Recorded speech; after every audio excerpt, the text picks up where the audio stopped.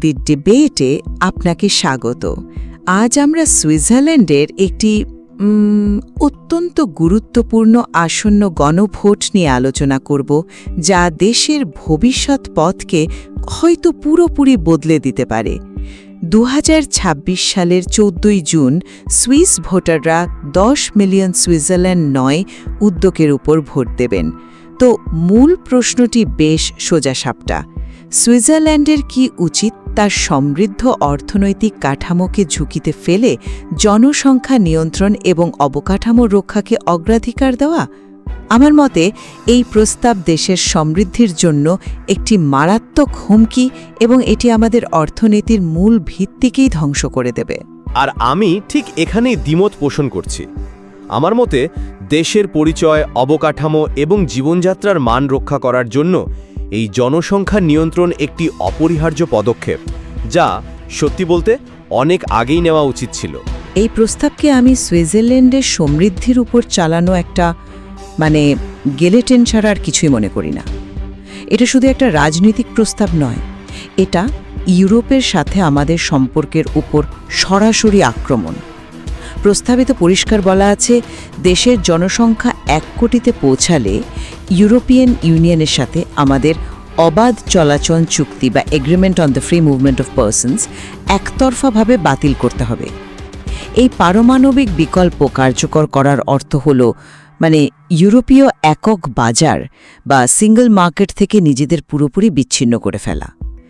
এটা আমাদের রপ্তানি ভিত্তিক অর্থনীতির জন্য কি ভয়াবহ বিপর্যয় ডেকে আনবে তাকে আমরা একবারও ভেবে দেখেছি? আমাদের স্বাস্থ্যসেবা, গবেষণা এবং ফার্মাসিউটিক্যালসের মতো গুরুত্বপূর্ণ খাতগুলো বিদেশি দক্ষ কর্মীদের ওপর কতটা নির্ভরশীল সে তথ্য তো আমাদের সামনেই আছে। এই উদ্যোগ সফল হলে যে মারাত্মক কর্মী সংকট দেখা দেবে তা আমাদের অর্থনীতিকে আক্ষরিক অর্থে পঙ্গ করে দেবে। এটা ইউরোপের সাথে একটা সুস্পষ্ট যুক্তিভঙ্গ, যার পরিণতি হবে মারাত্মক। আপনি যেটাকে গিলোটিন বলছেন, আমি সেটাকে দেশের অস্তিত্ব রক্ষার জন্য একটি অপরিহার্য জরুরি ব্রেক হিসেবে দেখছি। এটা কোনো চরমপন্থা নয়, বরং লাগাম ছাড়া জনসংখ্যা বৃদ্ধির একটা বাস্তব প্রতিক্রিয়া। আমরা একটা জনসংখ্যাগত বিস্ফোরণের মধ্যে দিয়ে যাচ্ছি, যা আমাদের দেশের ধারণ ক্ষমতার বাইরে। আমি ধরুন সেদিন বার্ন থেকে জুরিক যাচ্ছিলাম ট্রেনে, আর আমার মনে হচ্ছিল আমি সুইজারল্যান্ডে নেই, অন্য কোনো জনবহুল দেশের ভিড়ে ঠাসা মেট্রোতে আছি। এই অভিজ্ঞতা তো এখন আমাদের দৈনন্দিন জীবনের অংশ হয়ে গেছে। শহরগুলোতে বাড়ি ভাড়া আকাশ ছোঁয়া, সামাজিক নিরাপত্তা ব্যবস্থা চাপের মুখে।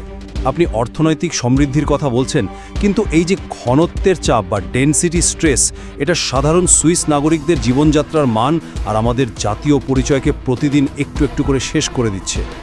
এই প্রস্তাবে 9.5 মিলিয়ন জনসংখ্যায় পৌঁছালে যে ট্রিগার ক্লজ রাখা হয়েছে তা একটা জরুরি সতর্কমূলক পদক্ষেপ। ওই সীমায় পৌঁছানোর পর অভিবাসন নীতি কঠোর না করলে পরিস্থিতি একদম নিয়ন্ত্রণের বাইরে চলে যাবে। আচ্ছা, আমি আপনার অবকাঠামোগত চাপের বিষয়টা অস্বীকার করছি না।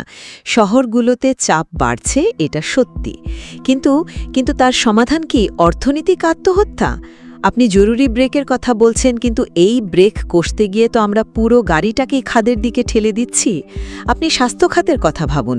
আমাদের হাসপাতালগুলোতে প্রায় 30% নার্স এবং 25% ডাক্তার বিদেশি নাগরিক।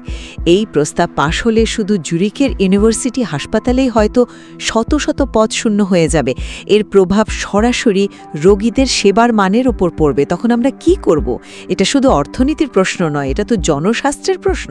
ফার্মাসিউটিক্যাল কোম্পানিগুলো, যারা আমাদের অর্থনীতির চালিকা শক্তি, তারা দক্ষ গবেষক কোথা থেকে আনবে? আমি দুঃখিত, কিন্তু এই যুক্তিটা এটা আমার কাছে খুব একপেশি মনে হচ্ছে। আপনি কর্পোরেশন আর হাসপাতালের কর্মী সংকটের কথা বলছেন, আর আমি বলছি সাধারণ সুইস নাগরিকদের সংকটের কথা। জিউরিক বা জেনেভার মতো শহরে একজন তরুণ সুইস নাগরিকের পক্ষে একা বাড়ি ভাড়া করে থাকাটা প্রায় অসম্ভব হয়ে দাঁড়িয়েছে। গত 5 বছরে শুধু জিউরিখেই গড় বাড়ি ভাড়া 20% বেশি বেড়েছে, যা মানুষের আয় বৃদ্ধির হারের চেয়ে অনেক বেশি। একজন সাধারণ মানুষ তার আয়ের একটা বিশাল অংশ শুধু থাকার জন্য খরচ করতে বাধ্য হচ্ছে। এই সীমাহীন অভিবাসন যে ডেনসিটি স্ট্রেস তৈরি করছে, তার সামাজিক মূল্য অর্থনৈতিক লাভের চেয়ে অনেক অনেক বেশি। আমরা এমন এক অর্থনীতি চাই না যা শুধু বড় বড় কোম্পানিকে লাভবান করে আর সাধারণ মানুষের জীবনকে দুর্বিষহ করে তোলে। অর্থনৈতিক পরিসংখ্যানের চেয়ে মানুষের দৈনন্দিন অভিজ্ঞতা অনেক বেশি গুরুত্বপূর্ণ। মানুষের অভিজ্ঞতার কথা যদি বলেন, তাহলে এই উদ্যোগের মধ্যে যে কঠোর বিধিগুলো রয়েছে সেগুলোর মানবিক দিকটাও তো ভাবতে হবে, তাই না? ধরুন 9.5 মিলিয়নের এই ট্রিগার ক্লজের কথা। জনসংখ্যা ওই সীমায় পৌঁছলে পরিবার পুনর্মিলন সীমিত করার কথা বলা হয়েছে। তার মানে এখানে আইনসম্মতভাবে বসবাসকারী একজন বিদেশি কর্মী তার স্ত্রী বা সন্তানকে নিজের কাছে আনতে পারবেন না। আপনি কিভাবে পরিবারকে একত্রিত রাখার মতো একটি মৌলিক মানবাধিকারের ধারণার সাথে এই প্রস্তাবের সমন্বয় ঘটাবেন? সুইস সমাজের কী ধরনের প্রভাব পড়তে পারে বলে আপনি মনে করেন? আর অস্থায়ীভাবে আশ্রয়প্রাপ্তদের স্থায়ী বসবাসের সুযোগ না দেওয়ার প্রস্তাবটিও তো একই রকম অমানবিক। এই পদক্ষেপগুলো কি আমাদের সুইস মূল্যবোধের সাথে মেলে? আমি স্বীকার করছি যে এই পদক্ষেপগুলো কঠোর, কিন্তু এগুলো তো স্বাভাবিক সময়ের জন্য নয়। এগুলো একটা জরুরি পরিস্থিতিতে প্রয়োগ করার জন্য ডিজাইন করা হয়েছে। দেখুন, যখন পরিস্থিতি নিয়ন্ত্রণের বাইরে চলে যাওয়ার আশঙ্কা থাকে, তখন কিছু কঠিন সিদ্ধান্ত তো নিতেই হয়। 9.5 মিলিয়নের সীমাটি একটি যৌক্তিক সতর্কতামূলক ব্যবস্থা। এই পর্যায়ে পৌঁছানোর অর্থ হল আমাদের অভিবাসন নীতি পুরোপুরি ব্যর্থ হয়েছে এবং জনসংখ্যা বৃদ্ধি একটি টেকসই স্তরের বাইরে চলে যাচ্ছে। তখন পরিবার পুনর্মিলন সীমিত করা বা অস্থায়ীভাবে আশ্রয়প্রাপ্তদের স্থায়ী বসবাসের সুযোগ না দেওয়ার মতো পদক্ষেপগুলো হয়তো কঠোর শোনাচ্ছে, কিন্তু দেশটিকে একটি বড় সংকট থেকে বাঁচানোর জন্য এগুলোই হয়তো একমাত্র উপায়। এটা আদর্শ পরিস্থিতি নয়, কিন্তু এটা একটা প্রয়োজনীয়তা। আমাদের ভাবতে হবে কোনটা বেশি গুরুত্বপূর্ণ, কিছু কঠোর নিয়ম প্রয়োগ করে জনসংখ্যা স্থিতিশীল রাখা, নাকি নিয়ম শিথিল রেখে সামাজিক কাঠামোকেই ভেঙে পড়তে দেওয়া। কিন্তু এই পদক্ষেপগুলো শুধু কঠোরই নয়, এগুলো আমাদের আন্তর্জাতিক চুক্তি এবং আইনেরও পরিপন্থী। সুইজারল্যান্ড বহু আন্তর্জাতিক মানবাধিকার চুক্তিতে স্বাক্ষর করেছে। পরিবারকে একত্রিত রাখার অধিকার একটি স্বীকৃত অধিকার। এই ধরনের আইন প্রয়োগ করলে সুইজারল্যান্ড আন্তর্জাতিকভাবে একঘরে হয়ে পড়বে। আমাদের যে সুনাম রয়েছে তা মারাত্মকভাবে ক্ষুণ্ণ হবে। আর এই আন্তর্জাতিক সম্পর্ক নষ্ট করার সবচেয়ে বড় উদাহরণ তো হল প্রস্তাবের চূড়ান্ত অংশটি, অর্থাৎ 1 কোটি জনসংখ্যায় পৌঁছালে ইউরোপিয়ান ইউনিয়নের সাথে চুক্তি বাতিল। আপনি কি মনে করেন না যে এই জরুরি ব্রেক আমাদের আন্তর্জাতিক সম্পর্ককেও খাদের কিনারায় নিয়ে যাবে? আপনি এটাকে সার্বভৌমত্বের প্রশ্ন বলছেন, কিন্তু এটা কি দেশের পায়ে কুড়াল মারার শামিল নয়? আমি আপনার কথার সূত্র ধরেই বলছি। দেখুন, সার্বভৌমত্বের অর্থ হল নিজের দেশের ভবিষ্যৎ নির্ধারণ করার অধিকার।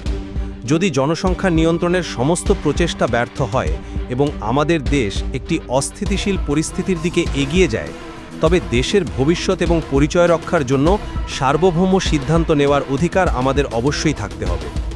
আপনি এটিকে পারমাণবিক বিকল্প বলছেন, কিন্তু আমি এটিকে চূড়ান্ত রক্ষা কবচ হিসেবে দেখি।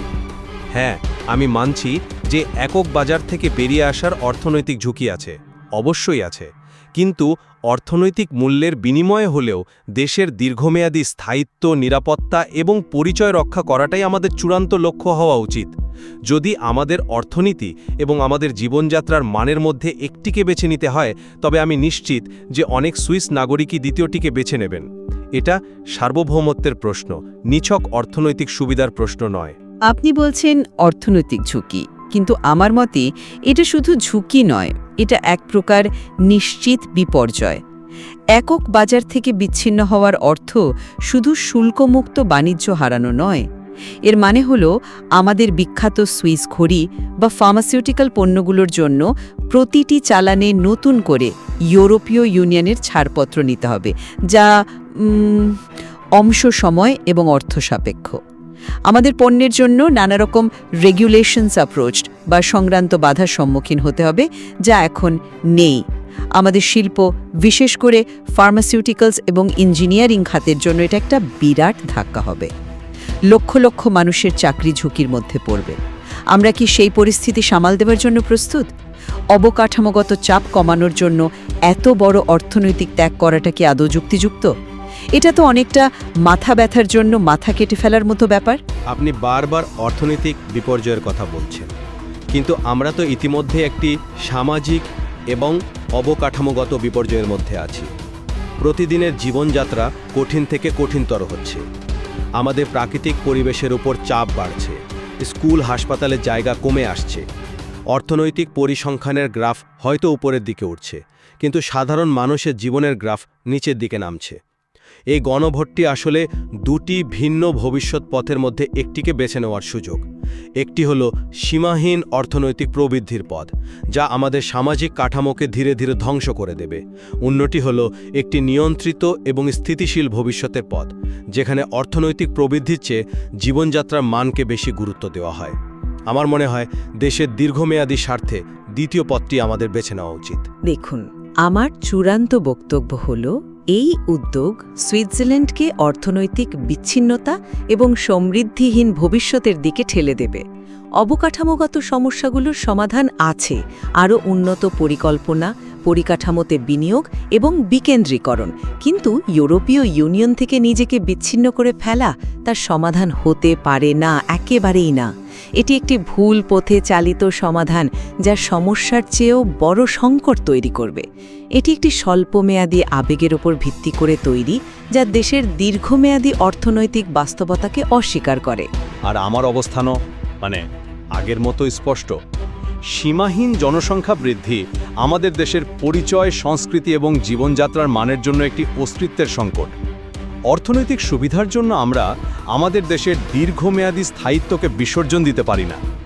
এই গণভোট কোনো আবেগপ্রসূত সিদ্ধান্ত নয়, বরং এটি আমাদের ভবিষ্যৎ প্রজন্মকে একটি স্থিতিশীল এবং বাসযোগ্য সুইজারল্যান্ড দেওয়ার একটি সচেতন প্রচেষ্টা। আমার মতে এটাই দেশকে বাঁচানোর শেষ সুযোগগুলোর একটি। আজকের আলোচনা থেকে এটা স্পষ্ট যে অর্থনৈতিক সংহতি এবং জনসংখ্যাগত স্থিতিশীলতার মধ্যে ভারসাম্য আনাটাই এখন সুইজারল্যান্ডের জন্য সবচেয়ে বড় চ্যালেঞ্জ। একদিকে রয়েছে ইউরোপের সাথে অর্থনৈতিক সংযুক্তির মাধ্যমে অর্জিত সমৃদ্ধি, আর অন্যদিকে দেশের ধারণ ক্ষমতা এবং জীবনযাত্রার মান রক্ষার প্রশ্ন। একদম। এই গণভোটের ফলাফল দেশের ভবিষ্যৎ পথ নির্ধারণে একটি গুরুত্বপূর্ণ ভূমিকা পালন করবে। ভোটারদের সিদ্ধান্ত নিতে হবে তারা কোনটিকে বেশি অগ্রাধিকার দেবেন, অর্থনৈতিক প্রবৃদ্ধি নাকি জনসংখ্যাগত স্থিতিশীলতা। বিষয়টি নিয়ে আরও গভীর বিশ্লেষণের সুযোগ রয়েছে এবং আশা করি ভোটাররা সমস্ত দিক বিবেচনা করেই তাদের সিদ্ধান্ত নেবেন।